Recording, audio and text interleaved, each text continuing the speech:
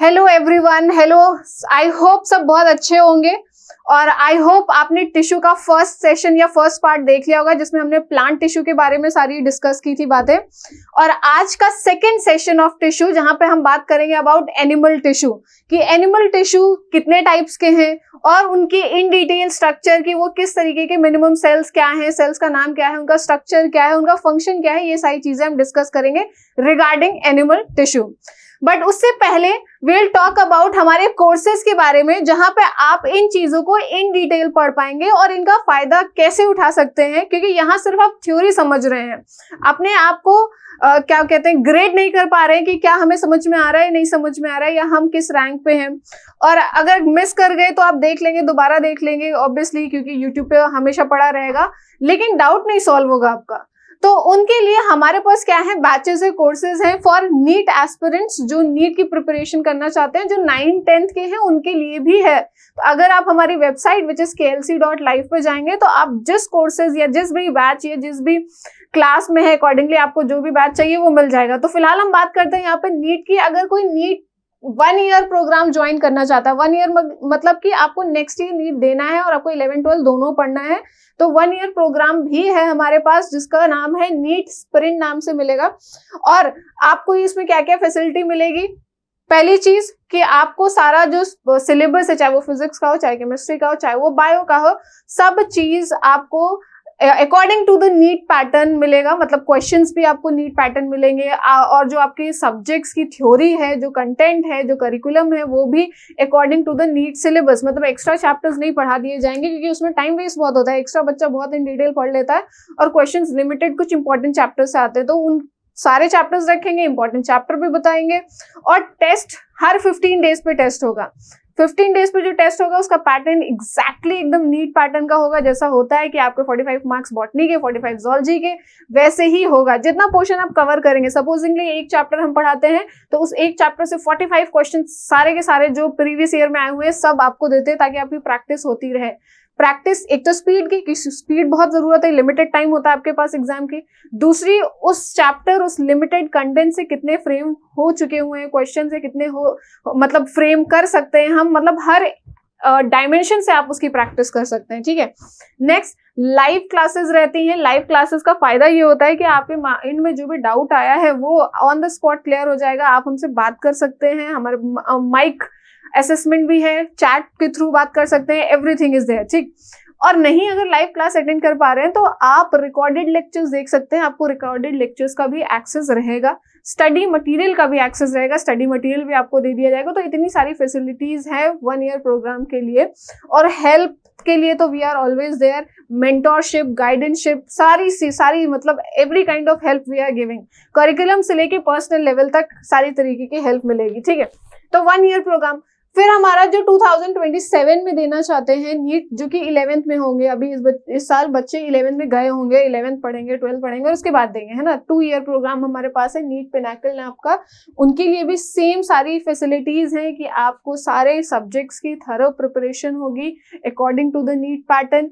Recorded lectures मिलेंगे आपको, PYQs की इतनी प्रैक्टिस कराई जाएगी, हर 15 डेज पे टेस्ट, और टेस्ट का रिजल्ट AI जनरेटेड आपको मिल जाएगा। ठीक है, कि आप कहाँ रैंक कर रहे हैं, कितना स्कोर किया है, स्कोरिंग से आइडिया लग जाता है ना कि मैंने इस चैप्टर को कितने अच्छे से पढ़ा है। तो जो 2 ईयर प्रोग्राम के लिए इंटरेस्टेड है वो हमारे 2 year program which is NEET pinnacle में एनरोल करें, और physics, chemistry, bio, everything, bio में zoology, botany, everything you will get there. Now अब ये प्रोग्राम हमारा कहाँ है, KLC की वेबसाइट पे है, klc.live, ये वेबसाइट आपको दिख रही है, इस पे हमारा प्रोग्राम और उसकी विंडो पे ये बैनर्स दिखेंगे। नहीं है तो आप इस वीडियो के डिस्क्रिप्शन बॉक्स में जाएंगे, वहां पे भी लिंक मिल जाएगा वेबसाइट का। अब प्राइसिंग की बात करें तो जो 1 ईयर का प्रोग्राम है हमारा नीट स्पिरिट, वो कितना है, 6270 का है, और जो 2 ईयर प्रोग्राम है वो 7520 का है।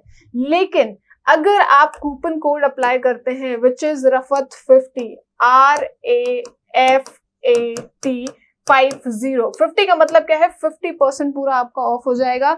जो आपकी एक्चुअल ऑलरेडी हमने बहुत लो रखी है, दैट इज 6000, उसका भी 50% ड्रॉप कर रहे हैं अगर आप ये कोड अप्लाई करते हैं।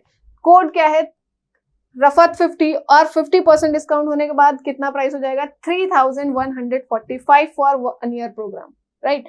फॉर 2 ईयर प्रोग्राम के लिए आपकी जो फीस है वो कितनी हो जाएगी 3770 जब आप इस कोड को अप्लाई करेंगे। तो 2 ईयर प्रोग्राम हो चाहे 1 ईयर का प्रोग्राम है, 3000 बहुत अफोर्डेबल प्राइस है, जहां पे हर तरीके की गाइडेंसशिप, हर तरीके की मेंटोरशिप, रिकॉर्डेड लेक्चर्स, पीवीक्यू सब अप्लाई मतलब हम दे रहे हैं आपको एवरीथिंग। तो जल्दी जल्दी से इसमें इनरोल करें, हमारी क्लासेस बहुत जल्दी ही बिगिन होंगी और शॉर्टली बिगिन हो चुकी है, बहुत सारे बच्चे हैं तो उनमें एनरोल हो, ठीक है। नेक्स्ट आता है हमारे जो मेन सेशन है that is animal tissues. Animal tissue पढ़ना है।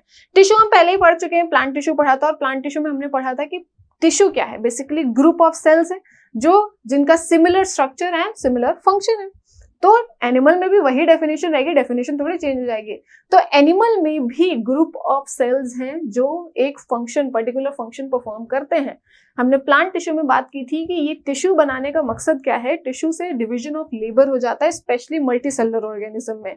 अगर कोई ऑर्गेनिज्म मल्टी सेलुलर है, कई सेल्स का बना हुआ, तो वहां पे वर्क डिवाइड हो जाता है, क्योंकि इतनी बड़ी बॉडी को चलाना एक सेल की बस की बात नहीं है, तो वहां टिश्यू बन जाता है। और कॉम्प्रोमाइज या कॉम्प्लेक्स बॉडी हो तो वहां पे क्या होता है, ऑर्गन्स फॉर्म हो जाता है, ऑर्गन सिस्टम बन जाता है।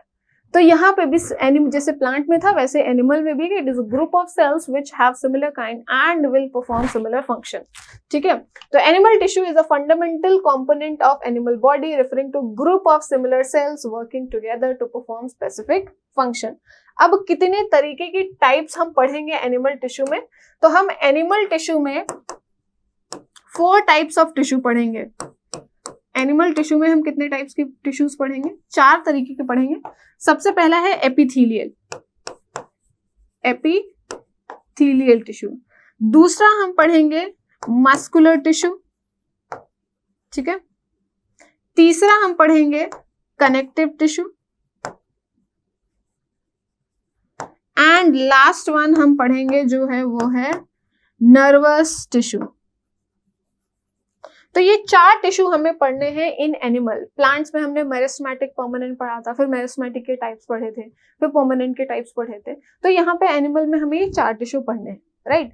अब स्टार्टिंग विद एपिथेलियल, कि एपिथेलियल टिश्यू क्या है। टिश्यू की बेसिक डेफिनेशन तो हमें पता है कि ग्रुप ऑफ सेल्स होंगे, लेकिन सेल्स जरूरी नहीं कि हर टिश्यू में एक जैसे आपको मिले, सेल्स डिफरेंट होंगे और डिफरेंट फंक्शन परफॉर्म करेंगे। तो पहले स्टार्ट करते हैं epithelial tissue. Epithelial tissue are seen on the outer layer of the body और ऑर्गन सरफेस।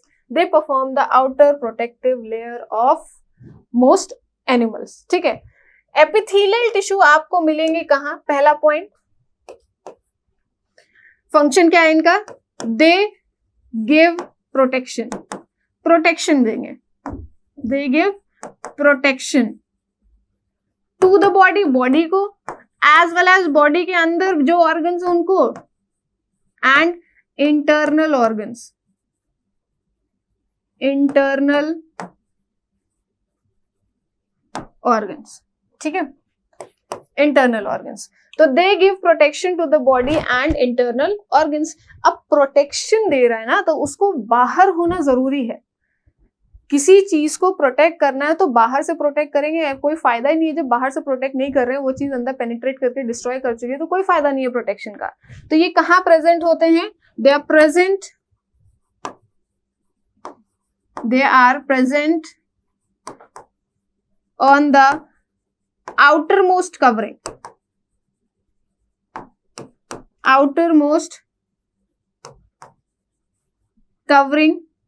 of body की outermost covering and organs, ठीक है, organs की outermost covering।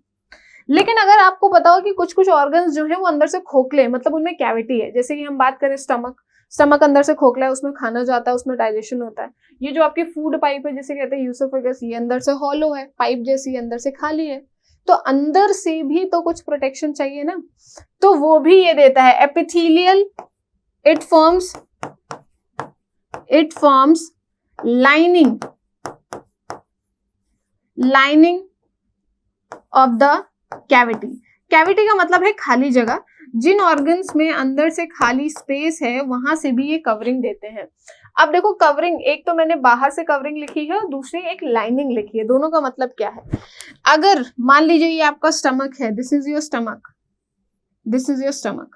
ठीक, जो एपिथेलियल है वो आपके स्टमक को बाहर से भी कवर कर रहा है, ये रहा, बाहर से भी कवर कर रहा है। तो जब ये बाहर से कवर कर रहा है ना, तो इसे कहते हैं outer most covering. This is your outer most covering.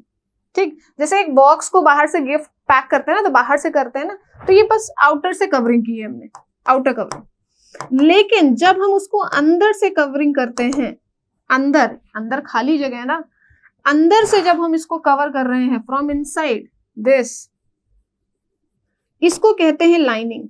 तो लाइनिंग का मतलब समझ गए? अगर आपको किसी बुक में ये टेक्स्ट में लिखा हुआ दिखे कि it forms lining of stomach, इसका मतलब क्या कहना चाह रहे हैं कि अंदर से कवरिंग करता है, इट फॉर्म्स ये, this is known as lining, मतलब इंटरनल कवरिंग, इंटरनल कवरिंग, इसका मतलब होता है लाइनिंग। तो एपिथेलियल टिश्यू जो है ये आपके बाहर से भी कवरिंग करते हैं, अंदर से भी कवरिंग करते हैं, लेकिन अंदर से कवरिंग उनमें करते हैं जिनका अंदर से जो ऑर्गन है वो अंदर से कैविटी हो, खोखला हो। जिसमें कोई कैविटी नहीं है उसको अंदर से कैसे कवर करेंगे? वो मास मस्कुलर टिश्यू से भरा हुआ है ना, जैसे लिवर है, लिवर अंदर से कोई हॉलो कैविटी नहीं है, तो वहां आपको इंटरनल कवरिंग एपिथेलियल की नहीं दिखेगी, मतलब लाइनिंग नहीं दिखेगी।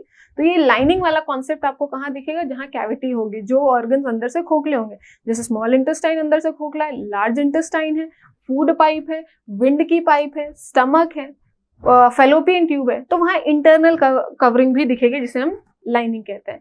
तो एपिथेलियल का हम इतना समझ चुके हैं कि इसका काम क्या है? कवर करना, ऑर्गन को कवर करना, बॉडी को कवर करना, प्रोटेक्शन देना, अगर ऑर्गन हॉलो है तो अंदर से भी कवर करना। ठीक, तो this is the function of epithelial. Now epithelial tissue की टाइप्स, टाइप्स किस बेसिस पे हैं?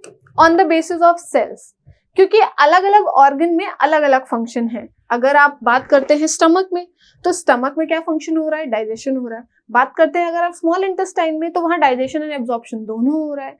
क्योंकि ऑर्गन का फंक्शन डिफरेंट है, इसका मतलब जो कवरिंग है अंदर से वो भी थोड़ी डिफरेंट होगी।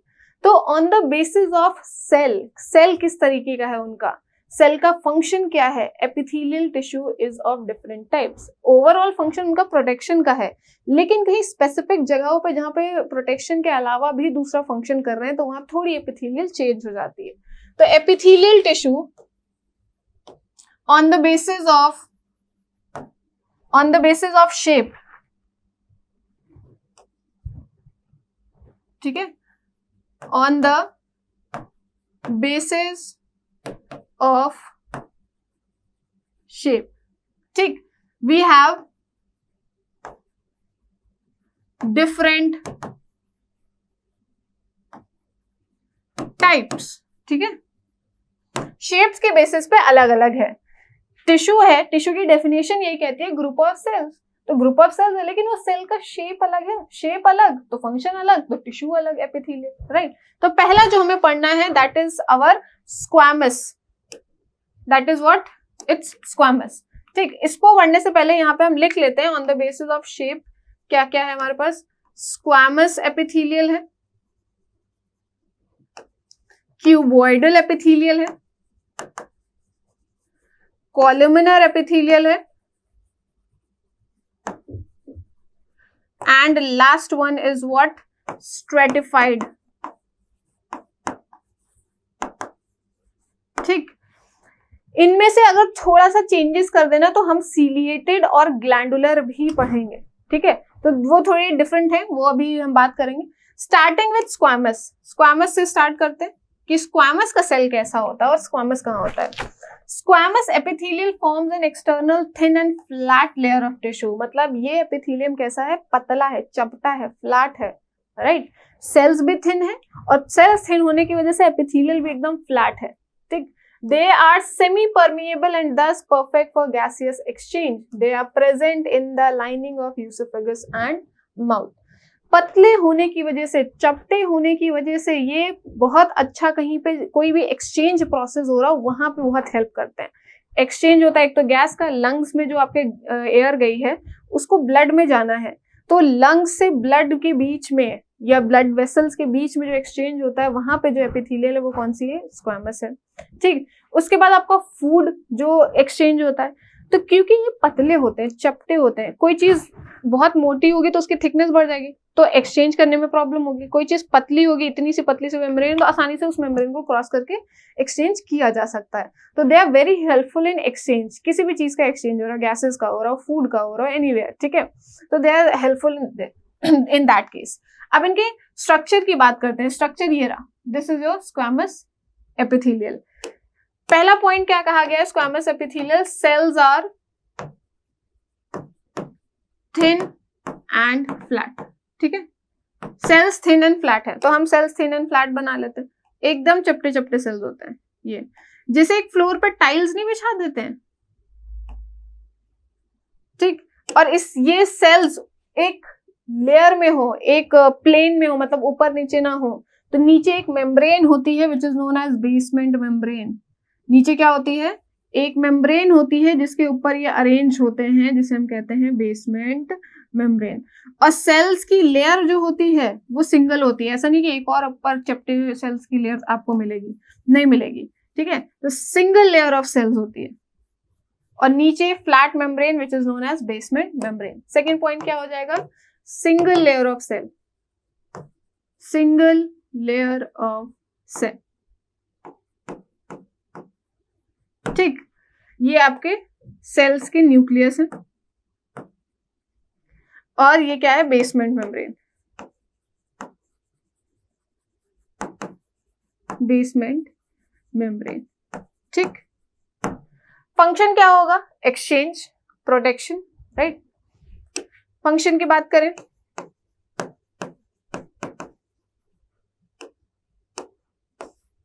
पहला क्या है? एक्सचेंज। जहां एक्सचेंज हो रहा हो वहां पे ये प्रेजेंट होंगे, मतलब उन ऑर्गन्स की कवरिंग पे होंगे। तो मतलब लंग्स में एल्वोलाई नाम का एक स्ट्रक्चर होता है, वहां से फाइनल एक्सचेंज होता है। तो एल्वोलाई की जो अंदर से कवरिंग है वो किसकी है? स्क्वैमस एपिथेलियल की, राइट। तो एक्सचेंज ऑफ गैसेस कराते हैं, ठीक। प्रेजेंट कहाँ है? प्रेजेंट लाइनिंग ऑफ, लाइनिंग का मतलब मैंने पहले ही बता दिया है, अंदर से covering. Lining of oesophagus, oesophagus क्या है? आपका फूड पाइप है, जहां से खाना नीचे जाता है स्टमक में, फूड पाइप, ठीक। लाइनिंग ऑफ ईसोफेगस, माउथ, ठीक, इन सब जगहों पे ये स्क्वैमस प्रेजेंट होते हैं। स्क्वैमस एपिथेलियल लेयर, सेल्स, जो ये डिवीजन किया गया ना सेल के बेसिस पे किया गया, तो वो बहुत इंपॉर्टेंट याद रखना। यहाँ पे सेल्स कैसे हैं? Thin and flat. इसको इन्होंने क्या बोलते हैं, मैच किससे किया कि जैसे एक फ्लोर पे चपटे चपटे टाइल्स नहीं लगा देते, बस बिल्कुल वैसे ही आपको दिखेगा। नेक्स्ट आते हैं क्यूबॉइडल। नाम में ही दिख रहा है क्यूब, नाम में ही दिख रहा है क्यूब। क्या है? क्यूब। तो क्यूबॉइडल एपिथेलियल में क्या है? सेल्स कैसे होंगे? Cuboidal epithelial, as the name suggest, they are cuboidal in shape. Name में ही दिख रहा है कि शेप क्या हो सकता होगा, तो क्यूब जैसा शेप है। And form the lining of salivary glands. कहां प्रेजेंट होता है? सलाइवरी ग्लैंड्स की लाइनिंग, अगेन लाइनिंग वर्ड है, मतलब अंदर से कवर कर रहे हैं।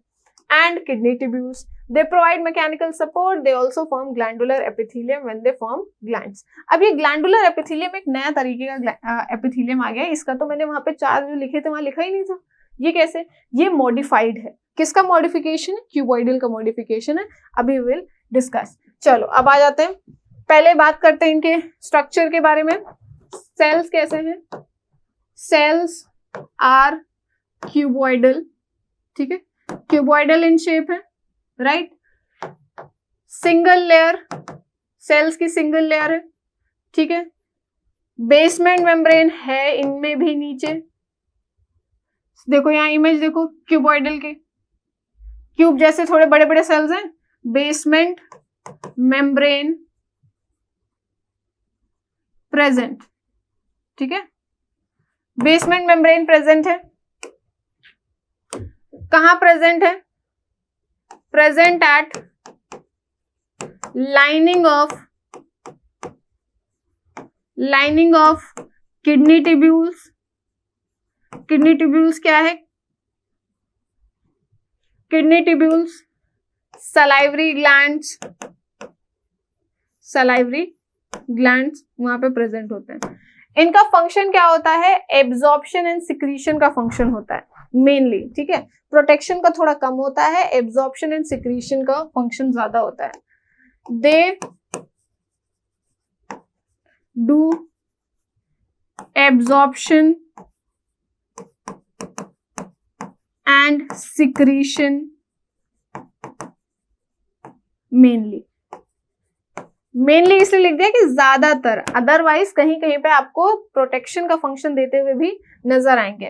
अब ग्लैंडुलर एपिथेलियम एक पढ़ा था, ये क्या चीज है? ग्लैंडुलर एपिथेलियम, ये नए तरीके का एपिथेलियम है?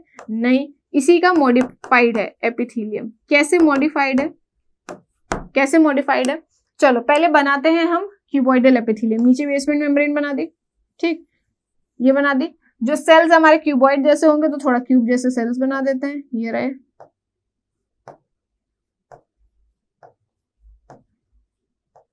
बीच में इंटरसेलुलर स्पेस नहीं होती, ये भी याद रखना है। एपिथेलियल क्योंकि प्रोटेक्शन का काम कर रही है तो सेल्स एकदम कॉम्पैक्टली अरेंज होते हैं। अगर स्पेस होगी तो फिर प्रोटेक्शन किस बात का, बिल्कुल नहीं है ना। तो कॉम्पैक्टली अरेंज होते हैं, इंटरसेलुलर स्पेस कम होती है। अब ग्लैंडुलर का मतलब क्या है? यहां से ग्लैंड्स फॉर्म होना, ग्लैंड्स, ठीक। ग्लैंड्स क्या है? ये वो ऑर्गन है जिससे कुछ ना कुछ चीजें सिक्रीट होती है, जैसे सलाइवरी ग्लैंड, ठीक है, आपका दिस टीयर ग्लैंड, आंसू जिससे निकलते हैं। तो ग्लैंड्स जिससे कुछ ना कुछ सिक्रीट होगा।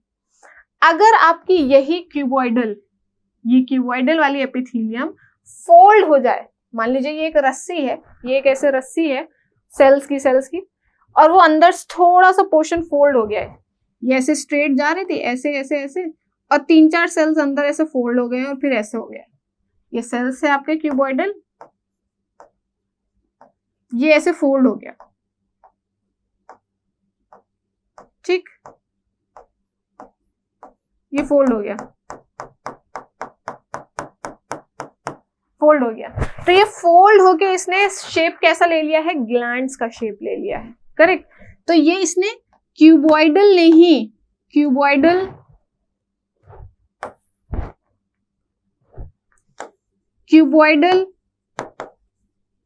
एपिथेलियम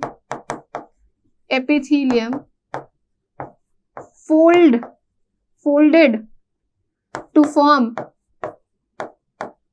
gland, ठीक। क्यूबॉइडल वाली ही एपिथेलियम थी जो थोड़ी सी फोल्ड हो गई है और फोल्ड होकर इसने ग्लैंड का फॉर्म ले लिया है। अब हम इसको क्या कहेंगे? Glandular epithelium. समझना है? तो ग्लैंडुलर एपिथेलियम कोई नई तरीके की एपिथेलियम नहीं है, ये क्यूबॉइडल का ही मॉडिफाइड वर्जन है।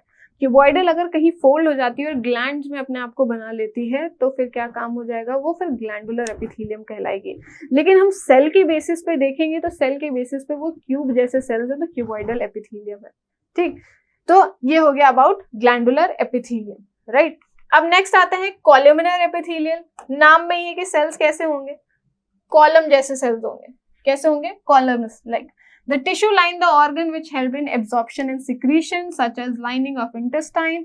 They are made up of elongated cells. ये मार्क कर लो, elongated मतलब लंबे लंबे सेल्स हैं। अगर उन पे सीलिया प्रेजेंट है, ये सीलिया लिखा हुआ है, अभी हम बात करेंगे सीलिया क्या है। अगर उन पे सीलिया प्रेजेंट है तो फिर वो एपिथेलियम सीलिएटेड कॉलमनर एपिथेलियम कहलाएगी, ठीक है। जैसे हमने क्यूबॉइडल में पढ़ा ना कि अगर वो फोल्ड हो जाए और ग्लैंड बन जाए तो ग्लैंडुलर कहलाने लगेगी, वैसे इन कॉलमनर पे अगर सीलिया आ जाए तो वो सीलिएटेड एपिथेलियम कहलाने लगेगी। चलो अब देखते हैं क्या है। सबसे पहले कॉलमनर के फीचर्स क्या हैं? इमेज देखो, सेल्स देखो कितने लंबे लंबे हैं, और न्यूक्लियस देखो कहाँ है? नीचे की तरफ है। तो एक और पॉइंट इनमें हो जाता है कि cells are column like and nucleus is present at the base of the cell. Cell के बेस पे न्यूक्लियस प्रेजेंट होता है। तो पहला पॉइंट क्या हो जाएगा? Column like cells, column like cells whose nucleus is present at the base of the cell, ठीक, base of the cell। कहाँ प्रेजेंट है ये? Lining of small intestine,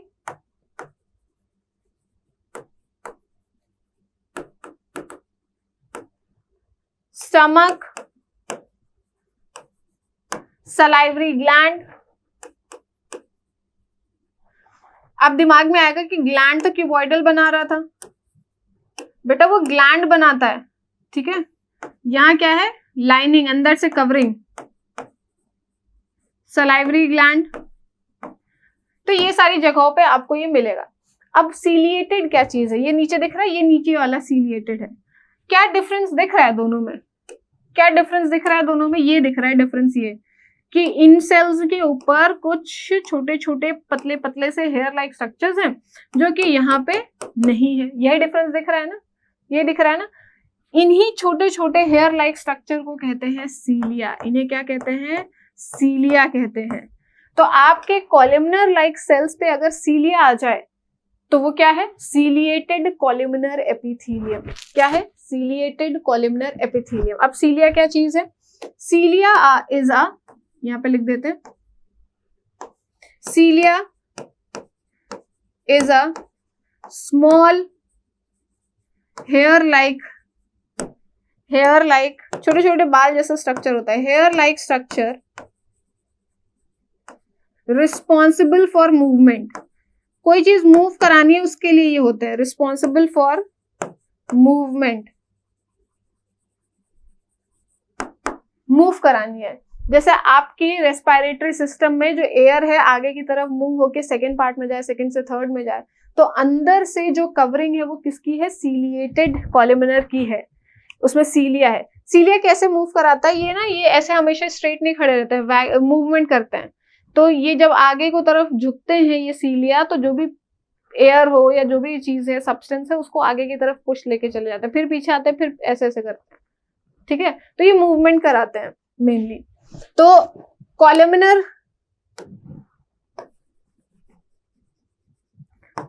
epithelium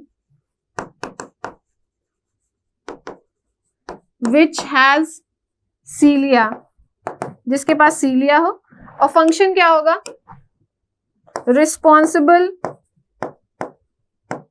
responsible for movement, ठीक है, मूवमेंट के लिए। एग्जाम्पल या locations क्या है जहां पे आपको ये मिलता है, लोकेशंस क्या है,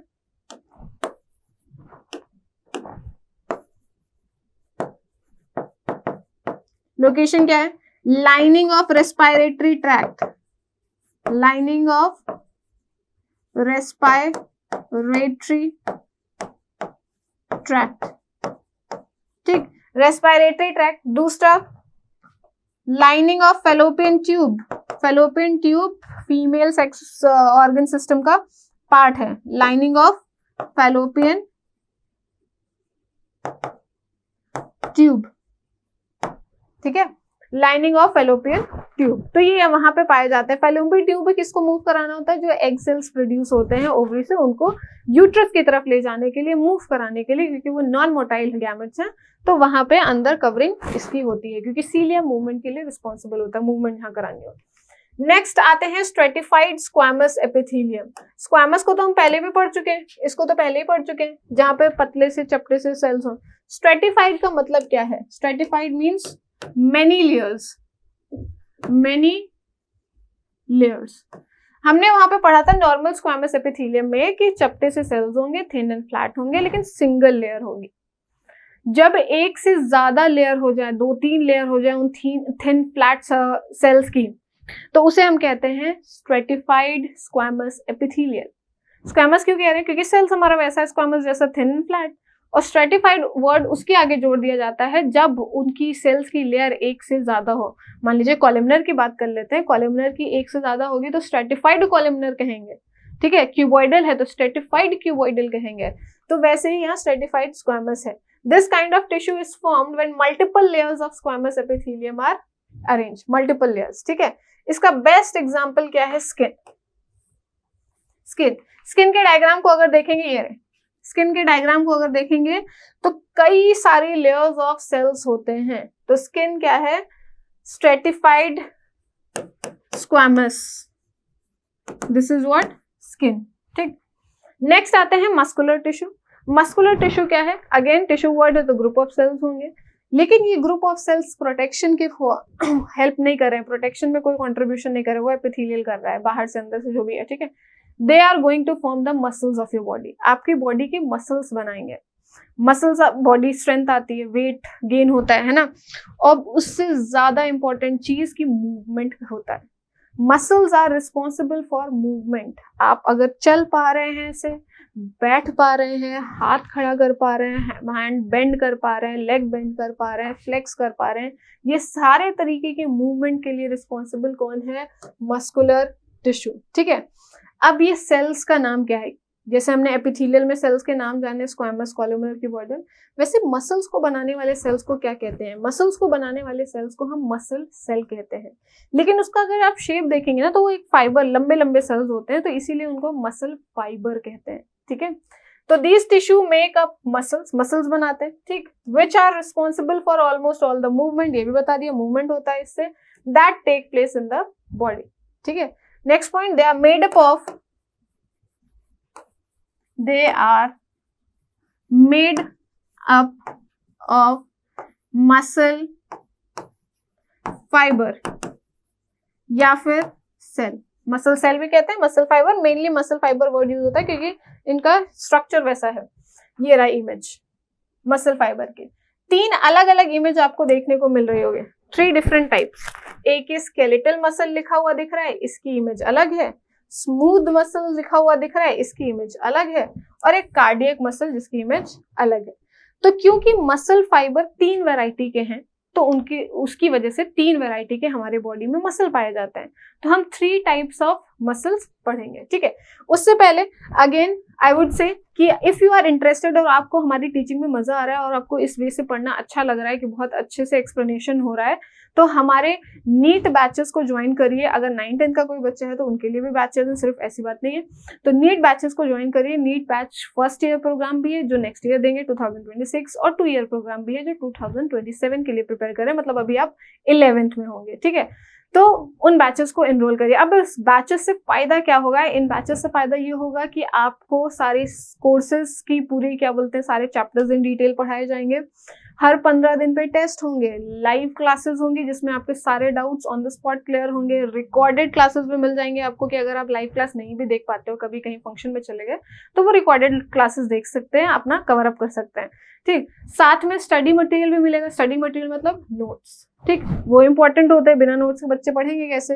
तो टेस्ट जहाँ पे आप अपने आप को एनालाइज कर पा रहे हैं कि आप कहाँ पे रैंक कर रहे हैं, recorded lecture, study material, guidance, mentorship सब मिल रहा है for every kind of program. 1 साल का हो, 2 साल का हो, एनी काइंड ऑफ। तो हमारा जो 1 ईयर प्रोग्राम है वो नीट स्पिरिट नाम का है, और जो 2 ईयर प्रोग्राम है वो नीट पिनाकल नाम का है।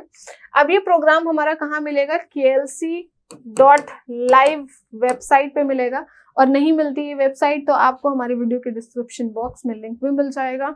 जब आप उस विंडो को ओपन करेंगे तो आपको batches, courses along with the pricing मिल जाएगी। तो हम बात करते हैं for example NEET spirit 1 year program, उसकी क्या प्राइसिंग है? 6,270, और ये 7,520 2 ईयर प्रोग्राम। ठीक, लेकिन अगर आप मेरा क्या कोड अप्लाई करते हैं विच इज रफत 50 दिस, तो आपकी जो भी फीस है आपके बैच की प्रोग्राम की, उसका 50% डिस्काउंट हो जाएगा। और 50% डिस्काउंट मतलब आधा हो जाना, जो कि 1 ईयर प्रोग्राम की फीस हो जाएगी 3,145, और 2 ईयर प्रोग्राम की हो जाएगी 3,770, जो कि बहुत कम है। 2 ईयर प्रोग्राम के लिए तो बहुत ही कम है, 1 ईयर प्रोग्राम वालों के लिए भी कम है। तो अगर आपको अच्छा लगता है तो प्लीज एनरोल, हमारी क्लासेस ज्वाइन करिए, और वहाँ पे एक पर्सनल टच जो होता है, वहाँ पे वो पर्सनल टच या गाइडेंस मिल जाएगी। ठीक है, अब आते हैं types of muscles. Types of muscle में सबसे पहले आते हैं स्ट्रेटेड, क्योंकि अभी हमने इमेज में देखा था ना कि 3 तरीके के फाइबर है, इसका मतलब 3 तरीके के मसल्स भी पाए जा रहे होंगे। तो सबसे पहले जो आता है वो आता है स्ट्रेटेड स्केलेटल मसल। अब इसको क्यों स्ट्रेटेड कहते हैं, क्यों स्केलेटल कहते हैं, वो जानना जरूरी है। इस टेक्स्ट पे आने से पहले हम पॉइंट्स खुद पढ़ लेते हैं। इमेज अगर आप देखेंगे स्केलेटल की, विच इज दिस, ये स्केलेटल मसल का फाइबर है ये। तो ये पहले तो जो सेल है वो कैसा है, उसका पॉइंट पहला लिख लेते हैं। सेल कैसा है? सेल इज सिलिंड्रिकल, सिलिंडर जैसा है, सिलिंड्रिकल एंड इलोंगेटेड, इलोंगेटेड। ठीक, सेकेंड पॉइंट क्या है? अगर आप देख पा रहे हैं कि एक सेल में कितने न्यूक्लियस है, 1, 2, 3। यूजुअली एक सेल में एक न्यूक्लियस होता है, बट ये क्या है, आप इसको रॉड ना समझिए, ये एक सेल है जो कि थोड़ा रॉड जैसा हो गया है। कितने ज्यादा न्यूक्लियस है, तो जब किसी के पास ज्यादा न्यूक्लिएट है तो उसे कहते हैं मल्टी न्यूक्लिएट। तो यहाँ पे क्या लिखेंगे, cell is multinucleate. Cell कैसा है हमारा, मल्टी न्यूक्लिएट है। तीसरा, आपको बैंड्स दिख रहे होंगे, ऐसे लाइंस दिख रही होंगी लाइक दिस, ये लाइंस दिख रही होंगी, ये बीच में, इनको कहते हैं स्ट्रेटिएशंस। क्या कहते हैं, स्ट्रेटिएशंस। They have स्ट्रेटिएशंस। स्ट्रेटिएशन का मतलब क्या है, presence of light and dark band. ठीक है, एक लाइट कलर का बैंड दिखेगा, ठीक है, फिर उसके बाद ये डार्क रेड कलर की लाइन, तो वो डार्क बैंड हो गया, फिर लाइट डार्क, ऐसे करके जब ये पैटर्न दिखे तो मतलब स्ट्रेटिएशंस है। तो स्केलेटन, इसके पास वॉलेंट्री के पास स्केलेटल है। ठीक, अब इसको स्केलेटल क्यों कहते हैं, they are mostly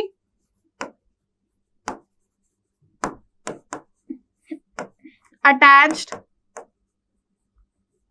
to skeletal system, skeletal system, इसीलिए इनको skeletal कहते हैं।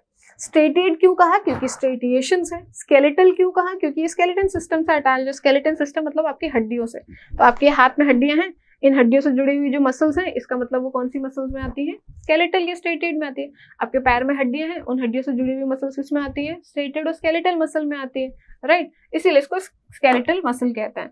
अब इनका काम, इनका जो काम है, इनका जो फंक्शन है वो हमारे कंट्रोल में है। तो they work according to our will, according to our will। ठीक है, हमारे हिसाब से काम करती है। अगर मुझे अपना हाथ फ्लेक्स करना है तो हो जाएंगे, ठीक है, अगर मुझे नहीं करना है, ऐसे करना है, तो नीचे हो जाएंगे, हमारे हिसाब से चलती हैं। जैसे दूसरा, अगर हम देखते हैं स्टमक की मसल्स जो डाइजेशन कर रही हैं, क्या हमारे हिसाब से चलती है, बिल्कुल नहीं। मैं कभी कभी मेरा मन होता है कि डाइजेशन अभी ना हो, तो बिल्कुल नहीं, मेरी थोड़ी सुनेगा वो स्टमक की मसल्स, वो तो डाइजेशन, जैसे खाना गया डाइजेशन स्टार्ट, तो वो दूसरी टाइप की मसल्स जो आपके अकॉर्डिंग वर्क नहीं करती है। वैसे ही लंग्स अपने आप चल रही है, ब्रीदिंग कर रही है, मैं चाह रही हूँ कि नहीं अभी ब्रीदिंग ना हो, मैं 5 मिनट करके होल्ड कर रखूंगी, 1 मिनट तो होल्ड हो जाएगा, उसके बाद नहीं, उसके बाद फिर वो अपना काम चालू कर देंगे।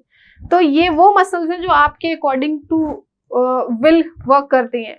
सेकेंड टाइप ऑफ जो मसल है जो हमारे अकॉर्डिंग वर्क नहीं करती है, वो है ये स्मूथ मसल। ठीक है, इसको नाम स्मूथ क्यों दिया गया, देखो मसल देखो कितनी स्मूथ है, इस पे कोई स्ट्रेटिएशन नहीं है, कोई लाइनिंग नहीं है, क्रिस क्रॉस लाइनिंग नहीं है, इन दोनों में लाइनिंग दिख रही है। ठीक है, तो ये इसीलिए स्मूथ कहलाती है। नेक्स्ट आती है अनस्ट्रेटेड स्मूथ। अब अनस्ट्रेटेड लिखा है, इसका मतलब इनमें स्ट्रेटिएशंस नहीं होंगी। स्मूथ क्यों लिखा है, क्योंकि स्ट्रेटिएशन ना होने की वजह से बहुत स्मूथ दिखते हैं। ठीक, अब इनके पॉइंट्स की बात कर लेते हैं। सेल्स हमने देखे कैसे, सेल्स कैसा था, देखो ये सेल कैसा है, लंबे से हैं लेकिन स्पिंडल शेप है, किनारे एकदम नोकीले हैं। तो पहला पॉइंट क्या है, elongated spindle shape cell, spindle shape cell. ठीक, सेकेंड पॉइंट, एक सेल में एक ही न्यूक्लियस है। देखो एक सेल में एक ही न्यूक्लियस है, तो जिसके पास एक न्यूक्लियस है वो क्या है, दे आर यूनिन्यूक्लिएट, यूनिन्यूक्लिएट। ठीक है, थर्ड चीज, स्ट्रेटिएशंस नो, होती नहीं है, नो स्ट्रेटिएशंस। फंक्शन हमारे हिसाब से नहीं काम करते हैं, they do not work according to our will, they do not work according to our will. ठीक है, एग्जाम्पल में जितने भी इंटरनल ऑर्गन्स है, आपके अंदर के ऑर्गन्स है, मोस्टली आपके हिसाब से नहीं चलते हैं, वो अपने हिसाब से चलते हैं। किडनी ब्लड अपने आप से फिल्टर कर रही है, आपके कहने पे नहीं कर रही है, लिवर पैनक्रियास सब अपने आप से साफ कर, तो ये सब एग्जाम्पल हो जाएंगे इनवॉलेंट्री। स्टमक,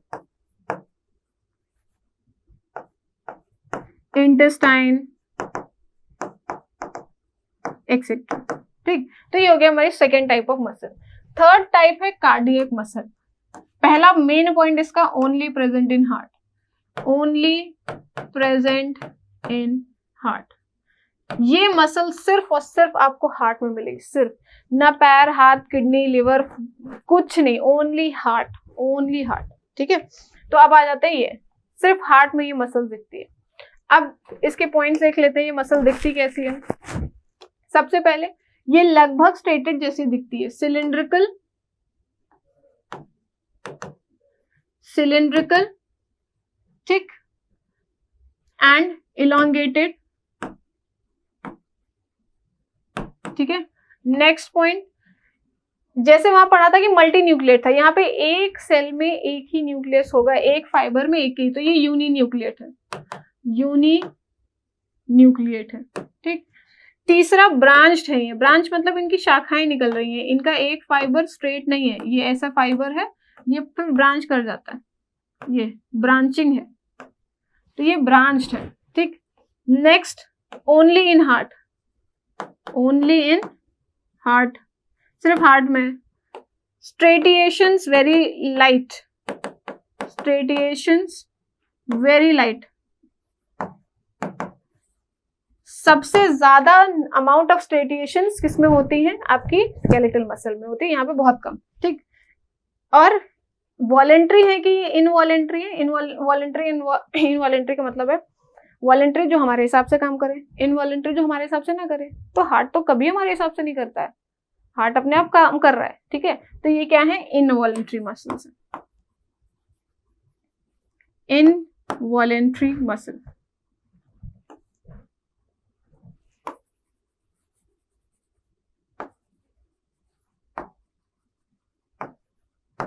ठीक, तो ये हो गया अबाउट कार्डियक मसल। तो हमारे पास तीन तरीके की मसल्स हैं, स्ट्रेटेड, अनस्ट्रेटेड कार्डियक कह सकते हैं, वॉलेंट्री, इनवॉलेंट्री कार्डियक कह सकते हैं। ठीक है, स्केलेटल, स्मूथ कह सकते हैं। किसको क्या कह रहे हैं, क्यों कह रहे हैं, ये रीजन हमने जान लिया। अगर किसी को स्ट्रेटेड कह रहे हैं इसका मतलब स्ट्रेटिएशंस है, अगर किसी को अनस्ट्रेटेड कह रहे हैं इसका मतलब क्या है, स्ट्रेटिएशंस नहीं है। ठीक है, नेक्स्ट आते हैं कनेक्टिव टिश्यू। कनेक्टिव टिश्यू क्या है, ये ऐसे टिश्यू हैं जो कनेक्ट करते हैं, they are responsible for connecting. This tissue help in connecting different parts of the body, body के अलग अलग हिस्से को ये कनेक्ट करते हैं। एग्जांपल्स में जैसे ब्लड कनेक्टिव टिश्यू, बोन है, कार्टिलेज है, टेंडन है, लिगामेंट है, एरियोलर एंड एडिपोज टिश्यू, ये सब कनेक्टिव में आते हैं। तो एक लिस्ट के तौर पे याद कर लीजिएगा कि क्या क्या चीजें कनेक्टिव में आती है। ब्लड आता है, बोन आता है, कार्टिलेज आता है, एरियोलर आता है, एडिपोज आता है आपका, देन आपका टेंडन्स एंड लिगामेंट्स, ये सारे क्या हैं, आपके कनेक्टिव टिश्यू हैं, किसी न किसी हिस्से को कनेक्ट कर रहे होंगे। आपकी बॉडी जो इतनी बंधी हुई दिखती है कि स्किन अपनी जगह से शिफ्ट नहीं कर रही है, मसल अपनी जगह से शिफ्ट नहीं कर रहा है, हड्डियां आपकी अपनी जगह से शिफ्ट नहीं करती है, आप कैसी भी एक्सरसाइज करें, उल्टा खड़े हो जाएं, उल्टा लटक जाएं, लेकिन शिफ्ट नहीं होती है।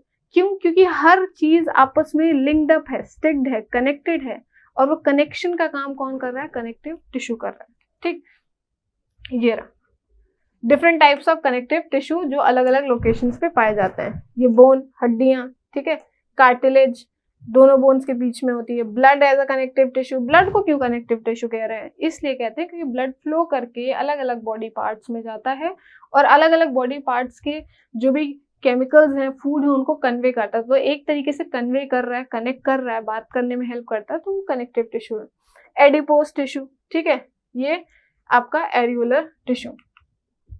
स्टार्ट करते हैं हम पहले एरियोलर टिश्यू से कि ये क्या करता है। Areolar,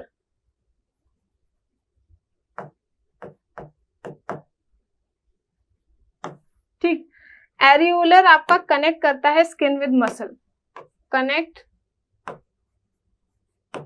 skin with muscle.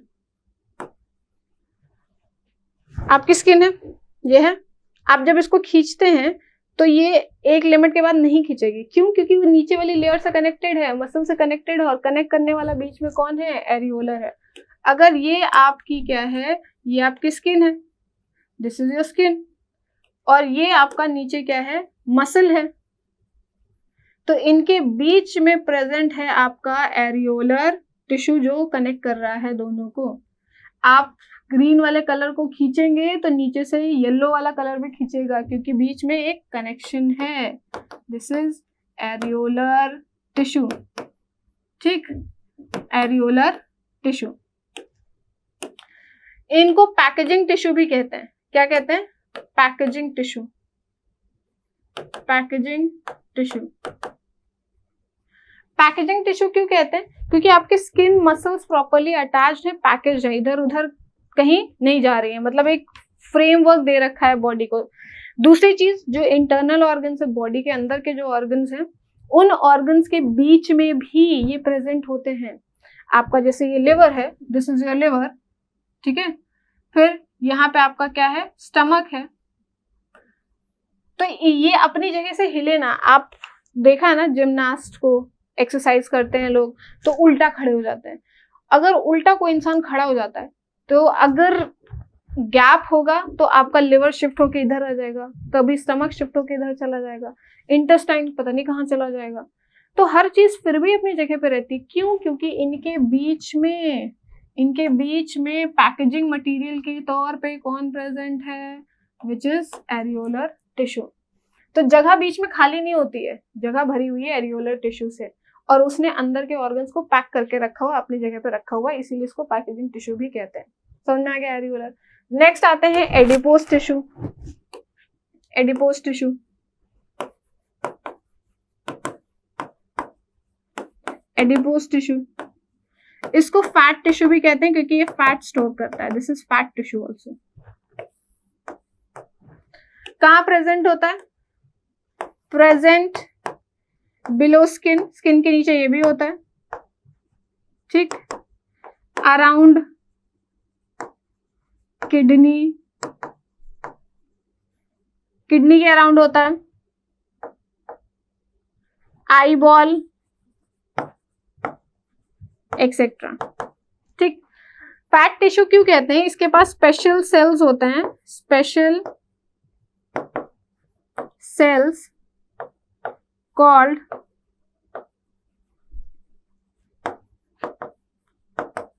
Adipocyte, ठीक। एडिपोसाइट जिसका काम होता है विच स्टोर फैट। वो फैट स्टोर करता है। क्या करता है? फैट स्टोर करता है। आपने कोई भी खाना खाया, उसमें बहुत ज्यादा फैट है, तो थोड़ा बहुत तो फैट बॉडी में यूज होता है एनर्जी प्रोड्यूस करने के लिए। अगर एक्सेस खा लिया है फैट, तो वो एक्सेस फैट आपकी बॉडी में प्रेजेंट एडिपोज टिश्यू के स्पेशल सेल्स एडिपोसाइट में स्टोर होता रहता है। और जितना ज्यादा एडिपोसाइट में फैट स्टोर होता रहेगा, आपकी बॉडी या आपका एडिपोज टिश्यू वो थिक होता चला जाएगा और एक फैट की लेयर बनती चली जाएगी। फैट की लेयर क्या काम करती है? Fat act as an insulator, ठीक है। Fat act insulator of heat. Heat का इंसुलेटर के तौर पर फैट काम करता है, ठीक है। हीट इंसुलेटर का मतलब क्या है? कि आपकी बॉडी की जो हीट है उसको बाहर नहीं जाने देगा, आपकी बॉडी की हीट गर्म रखेगा, अंदर ही रखेगा, जिससे बॉडी गर्म रहेगी। तो देखा होगा अक्सर आपने कि जो ठंडियां आती हैं तो जो मोटे लोग होते हैं उनको ठंडियां नहीं लगती हैं। क्यों? क्योंकि उनकी बॉडी की हीट बाहर नहीं जा रही है, अंदर से शरीर गर्म है, क्योंकि फैट की लेयर जाने ही नहीं दे रही है। तो फैट इंसुलेटर की लेयर के तौर पे काम करते हैं। तो ये हो गया एडिपोज, ठीक। नेक्स्ट आते हैं tendons and ligaments. Tendons and ligament, ठीक है। एक बार में बता देते हैं, ये आपकी हड्डियां हैं,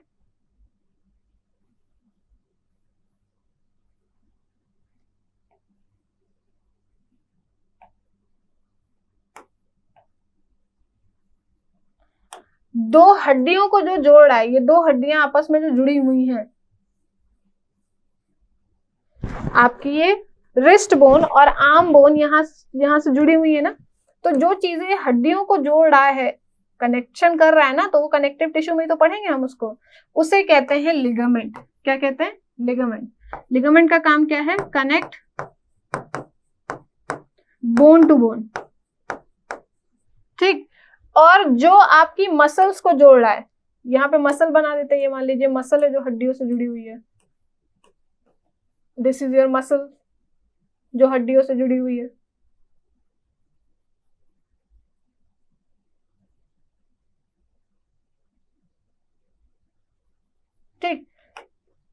यहां पे जो है ये जो मसल को बोन से जोड़ा है वो क्या है आपका? Tendon. Connect muscle to bone, ठीक है, उसे क्या कहते हैं? टेंडन। तो ये भी कनेक्टिव टिश्यू में आता है, टेंडन एंड लिगामेंट। तो 4 कनेक्टिव टिश्यू हो गए। Next blood. Blood connective tissue क्यों है? ब्लड कनेक्टिव टिश्यू क्यों है? सबसे पहले blood floats all over the body and connects each and every organ, ठीक है। It flows all through the body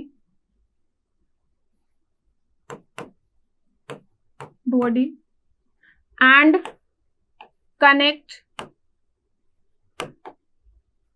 all organs with each other, ठीक है। फंक्शन क्या है इसका? ट्रांसपोर्ट करता है ये चीजें। क्या है वो? ट्रांसपोर्ट फूड, ठीक है, गैसेस, ठीक है। नेक्स्ट क्या है आपका? जो प्रोटीन है वो हार्मोन एक्सेट्रा, ठीक है। तो ये सारी चीजें ट्रांसपोर्ट करता है। अब ब्लड किस चीज से बना होता है? तो ब्लड में 2 चीजें हैं। ब्लड में 2 चीजें हैं।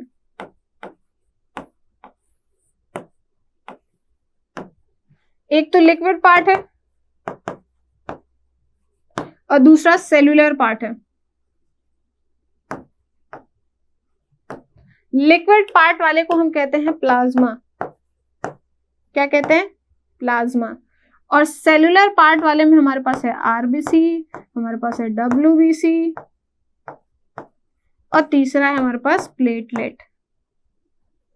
प्लेटलेट, ठीक है। आरबीसी का काम क्या है? Transport gases.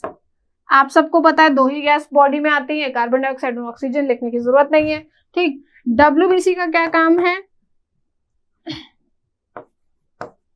प्रिवेंट फ्रॉम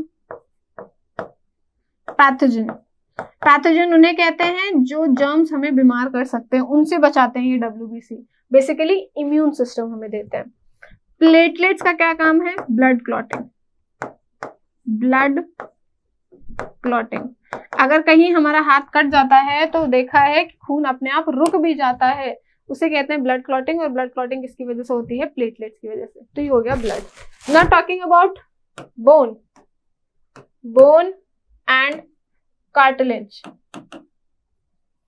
ये दोनों क्या है? बोन आप सबको पता है क्या है? स्केलेटल सिस्टम है हमारी बॉडी का। बॉडी को फ्रेमवर्क देता है। फ्रेमवर्क मतलब एक ढांचा देता है बॉडी को कि ऐसी शेप रहेगी बॉडी की। बॉडी को इंटरनल ऑर्गन्स को प्रोटेक्ट भी करता है, अंदर के ऑर्गन्स को, ये बोन सिस्टम।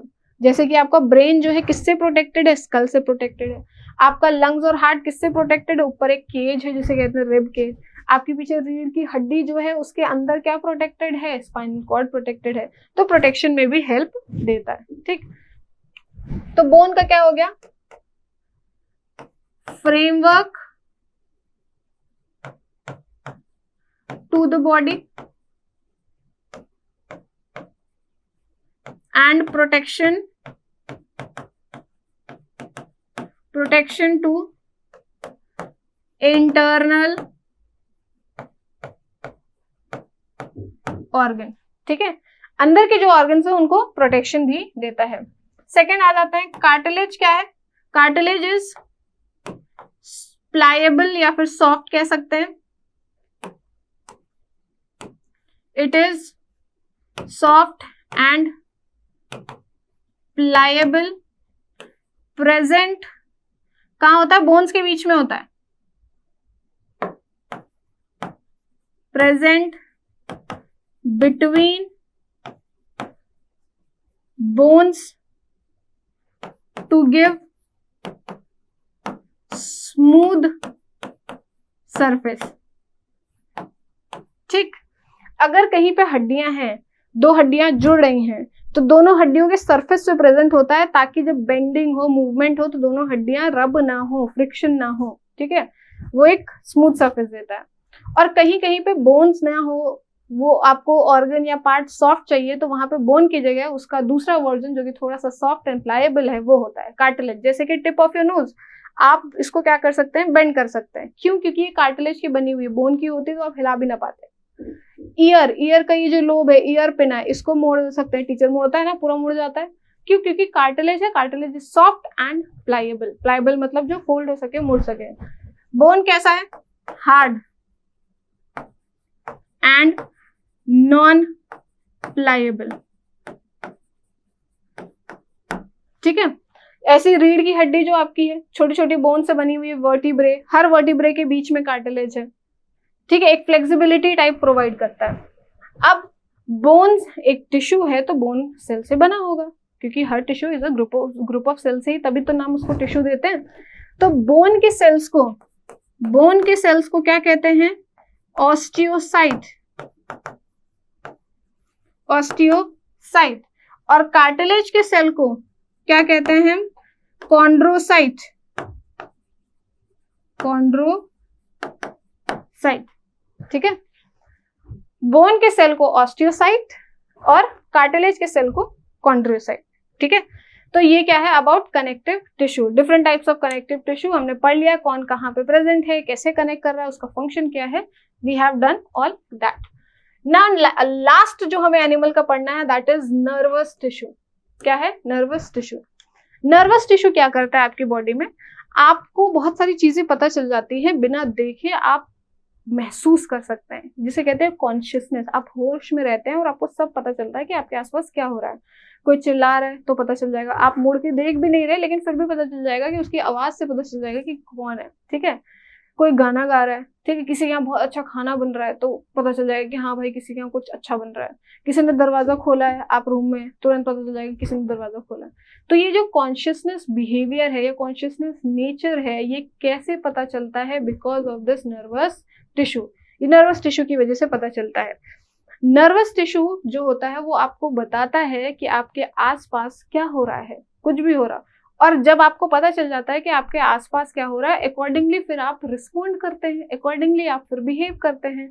आपके बगल में किसी ने लाके हथौड़ा मार दिया, आपको पता चल जाता है और आप हट जाते हैं साइड में। पहले आपको पता चला और उसके बाद आपने एक्शन लिया कि आप साइड में हट गए। तो ये जो आपको पता चल जाता है कि आपके इन्वायरमेंट में क्या हो रहा है, उसके अकॉर्डिंगली जो आप एक्शन लेते हैं, ये सब नर्वस टिश्यू का खेल है, ये सब नर्वस टिश्यू की वजह से हो रहा है, ठीक है। अब टिश्यू वर्ड है तो इसका मतलब ये किसी बेसिक सेल से बने होंगे, उन सेल का क्या नाम है? तो सेल को हम क्या कहते हैं? जो नर्वस टिश्यू बनाते हैं उन सेल को हम कहते हैं न्यूरॉन। क्या कहते हैं? न्यूरॉन, ठीक है।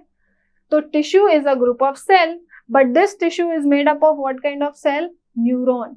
और टिश्यू का नाम है नर्वस टिश्यू, जो आपको कॉन्शियसनेस देता है, आपको पता होता है कि आपके आसपास क्या हो रहा है। ये और जो एक्शन आप करते हैं, ये एक्शन आपको करने के लिए कहा जाता है। कौन कहता है? जो मेन ऑर्गन है नर्वस टिश्यू का, वो है ब्रेन, और दूसरा सेकंड नंबर पे आता है which is your spinal cord, जो वर्टिब्रल कॉलम के बीच में है, ठीक। Nervous tissue makes up the entire brain, spinal cord and nerves of the body. Brain, spinal cord और जितनी भी नर्व्स है बॉडी की, ये सब नर्वस टिश्यू बनाता है। और नर्वस टिश्यू का जो सबसे बेसिक सेल है वो कौन है? न्यूरॉन है, ये बनाता है, ठीक। They are responsible for all the sensation, consciousness, memory and emotions. जितना भी आप फील करते हैं, याददाश्त, जो मेमोरी है, इमोशंस हैं, ये सब नर्वस टिश्यू का पार्ट है। मेमोरी ब्रेन से रिलेट की जाती है ना, ब्रेन खुद नर्वस टिश्यू का पार्ट है। जो भी याददाश्त है, इंटेलिजेंस है, जो भी एक्शंस आप करते हैं, ये सब सब सब कुछ नर्वस टिश्यू का पार्ट है, वो कंट्रोल करता है।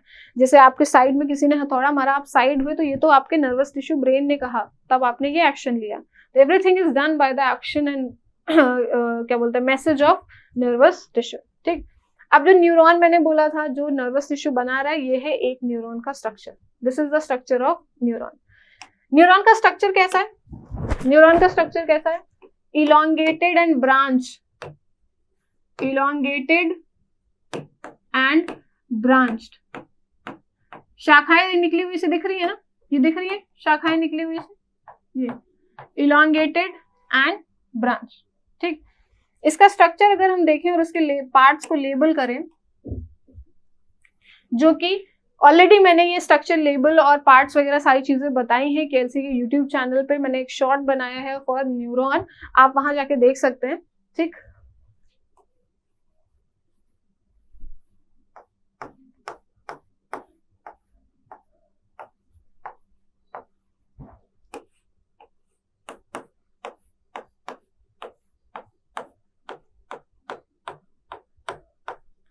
तो एक न्यूरॉन कुछ ऐसा दिखता है, एक न्यूरॉन ऐसा दिखता है, लंबा सा ब्रांच। अब इसके पार्ट्स की अगर हम बात करें तो क्या है, पहले डायग्राम बना लेते हैं फिर लेबल करते हैं।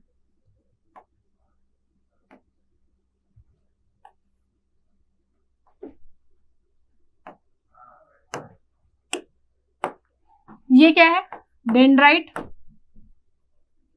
ठीक है, जो शाखाएं निकलती हैं, ब्रांचिंग पोर्शन है, वो क्या है, डेंड्राइट है। अंदर क्या है, न्यूक्लियस है, क्योंकि सेल है तो सेल में हमेशा न्यूक्लियस तो होगा ही। फिर ये जो एक इलोंगेटेड सी लंबी सी चेन या जो ब्रांचिंग जा रही है, इसको कहते हैं एक्सॉन। एक्सॉन के ऊपर ये फैट की कवरिंग है, फैट की कवरिंग है जिसे हम कहते हैं माइलिन शीथ। ठीक, फिर एंडिंग है, एंडिंग को कहते हैं साइनेप्टिक नॉब। और नॉब से पहले जो पोर्शन है ये एक्सॉन का एंडिंग है, तो एक्सॉन टर्मिनल कहलाता है। ठीक, और ये जो ऊपर वाला पूरा पोर्शन जिसमें डेंड्राइट न्यूक्लियस है, इसको कलेक्टिवली हम साइटोन कहते हैं। साइटोन, सोमा, पेरिकैरियन, कुछ भी कह लें। ठीक, अब कहीं कहीं पे आपको स्पेस दिख रही होगी जहां पे माइलिन शीथ नहीं है, इसको कहते हैं node of Ranvier. Node of Ranvier क्या है, वो एक्सॉन का वो पोर्शन जहां माइलिन शीथ नहीं है, नोड ऑफ रैनवियर। ठीक, तो ये बेसिक स्ट्रक्चर है ऑफ न्यूरॉन। अब न्यूरॉन इंफॉर्मेशन जो भी आपके आसपास हो रहा है वो न्यूरॉन कैप्चर करता है। कौन कैप्चर करता है, न्यूरॉन। सबसे पहले वो इंफॉर्मेशन कैप्चर होती है डेंड्राइट के पास, तो डेंड्राइट को नंबर 1 लिख देते हैं। सबसे पहले डेंड्राइट रिसीव द सिग्नल कि आपके आसपास जो भी हो रहा है, मान लीजिए किसी ने हॉर्न बजाया तो वो आपको पता चल गया, मतलब ब्रेन तक इंफॉर्मेशन चली गई, लेकिन सबसे पहले जो सिग्नल रिसीव किया होगा, मैसेज की हॉर्न बजाए भाई कहीं पे, वो डेंड्राइट करता है। फिर डेंड्राइट लाता है आपके साइटोन में। ठीक, साइटोन से वो जाता है आपके एक्सॉन, तो एक्सॉन 3rd हो गया, साइटोन आपका 2 हो गया। ऐसे नीचे नीचे ट्रैवल करते हुए जाता है, टर्मिनल तक जाता है, तो ये हो गया 4। फिर लास्ट पहुंचता है साइनैप्स, ये हो गया 5। तो ये है flow of signal, flow of signal जो भी आपके आसपास हो रहा है। और ये सिग्नल कैसे ट्रांसफर करते हैं, बाय इम्पल्स, उसको कहते हैं इलेक्ट्रिकल इम्पल्स। ठीक है, नर्व इम्पल्स। ये जो मैसेज रिसीव हुआ है उसका ट्रांसमिशन कहलाता है impulse, that is known as impulse. ठीक है, तो दीज आर द न्यूरॉन्स, क्या है, these are the cell that form the entire nervous system. पूरा नर्वस सिस्टम आपका यही बना रहे हैं, छोटे छोटे cells, neuron. Neuron consist of cell body, axon and axon terminal. ये 3 मेन चीजें होती है न्यूरॉन में। ऊपर वाला हिस्सा साइटोन, नीचे इलोंगेटेड एक्सॉन, और एक्सॉन का खत्म होना है एक्सॉन टर्मिनल। ठीक, ये रहा, दिस इज योर न्यूरॉन। अब क्या एक न्यूरॉन से पूरा बन रहा है, नहीं, बंडल ऑफ न्यूरॉन से बनता है। बंडल ऑफ न्यूरॉन से आपका ब्रेन बनना है, बंडल ऑफ न्यूरॉन से आपका स्पाइनल कॉर्ड बन रहा है, बंडल ऑफ न्यूरॉन से आपका नर्व बन रहा है। ठीक, तो बंडल्स होते हैं। एक न्यूरॉन से सिग्नल पास हुआ तो दूसरे न्यूरॉन तक जाता है, यहां पे लिख देते हैं। न्यूरॉन ट्रांसमिट, उसका काम क्या है, transmit signal. Neuron transmit signal किस फॉर्म में, in the form of impulse, in the form of impulse. ठीक, एक न्यूरॉन से दूसरे न्यूरॉन, तीसरे न्यूरॉन, और फिर फाइनली आपके ब्रेन। तो न्यूरॉन से बनता है नर्व, और नर्व आपकी बॉडी में सप्लाई होती है। आपने किसी गर्म चीज को हाथ लगाया, उसका सिग्नल तुरंत भेजा जाएगा कहाँ, ब्रेन को। फिर ब्रेन प्रोसेस करके आपको सिग्नल भेजेगा कि आपको क्या करना है, क्योंकि जब तक ब्रेन आपको इंस्ट्रक्ट नहीं करेगा तब तक। तो ये जो कंट्रोल, बॉडी एक कंट्रोल वे में चल रही है ना, किसी के इशारे पे चल रही है, वो है ब्रेन। तो ये कंट्रोल सिस्टम किसके हाथ में है? नर्वस टिश्यू के हाथ में। आपके बॉडी का कौन सा टिश्यू कंट्रोल करता है आपको? तो वो क्या है? Nervous tissue. दूसरा कंट्रोल, अगर टॉप पे तो नर्वस हो गया, दूसरा अगर कंट्रोल पूछा जाता है तो मस्कुलर टिश्यू में, कि जो भी आप मूवमेंट करेंगे, एक्शन करेंगे, वो सब मसल्स के हाथ में होता है, तो कंट्रोल वो भी करते हैं। ठीक, सो यहाँ पे हमारा चैप्टर खत्म होता है। चारों तरीके के हमने एनिमल टिश्यू पढ़ लिए, epithelial, muscular, neuron and connective. तो यहाँ ये चैप्टर खत्म होता है। हमने प्लांट टिश्यू भी पढ़ लिया, एनिमल टिश्यू भी पढ़ लिया। आई होप ये आपको अच्छा लगा होगा और आप इसका फीडबैक कमेंट सेक्शन में लिखिए, और ऐसे ही बहुत सारे चैप्टर्स के इंटरेस्टिंग वीडियोस के लिए हमारे चैनल को सब्सक्राइब करिए। Thank you.